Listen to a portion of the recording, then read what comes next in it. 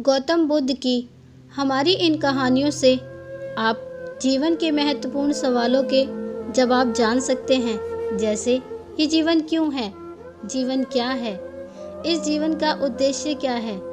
इन सब सवालों के जवाब जानने के लिए हमारी इस वीडियो को अंत तक ज़रूर देखें, कुछ अच्छा सीखने को मिलेगा।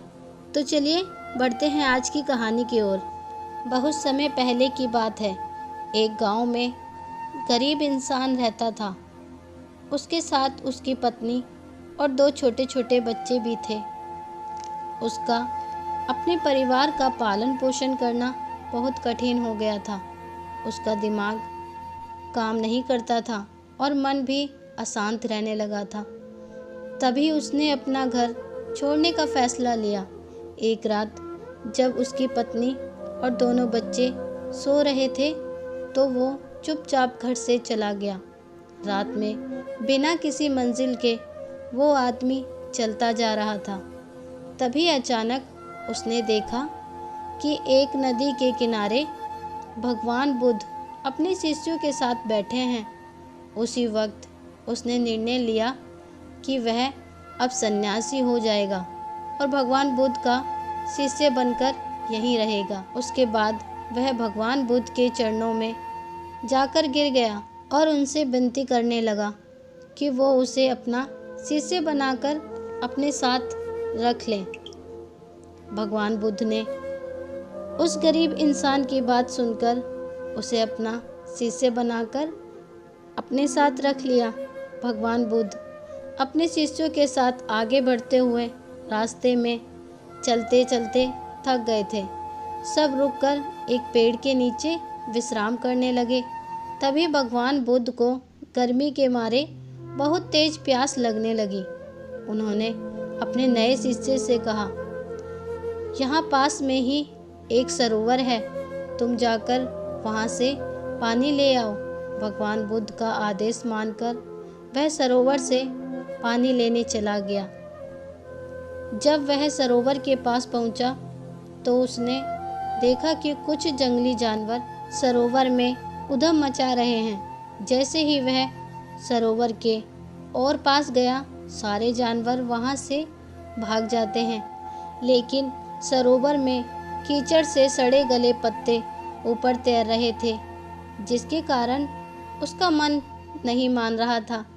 उसने सोचा, इतना गंदा पानी भगवान बुद्ध पिएंगे कैसे? फिर वह बिना पानी लिए वापस लौटता है और आकर भगवान बुद्ध से बोलता है, हे भगवान, उस सरोवर में तो बहुत ज़्यादा गंदा पानी है, वो पीने लायक नहीं है। अपने शिष्य की बात सुनकर भगवान बुद्ध थोड़ी देर चुप होकर बोले, जाओ उसी सरोवर से जाकर पानी लेकर आओ। भगवान बुद्ध का आदेश मानकर वह वापस से सरोवर की तरफ चला गया। लेकिन वह मन में ही सोच रहा था कि भगवान बुद्ध इतने गंदे पानी को कैसे पिएंगे। जैसे ही वह सरोवर के पास गया, वह यह देखकर चौंक गया कि सरोवर का पानी एकदम निर्मल और स्वच्छ हो गया है और पानी स्वभाव में बह रहा है।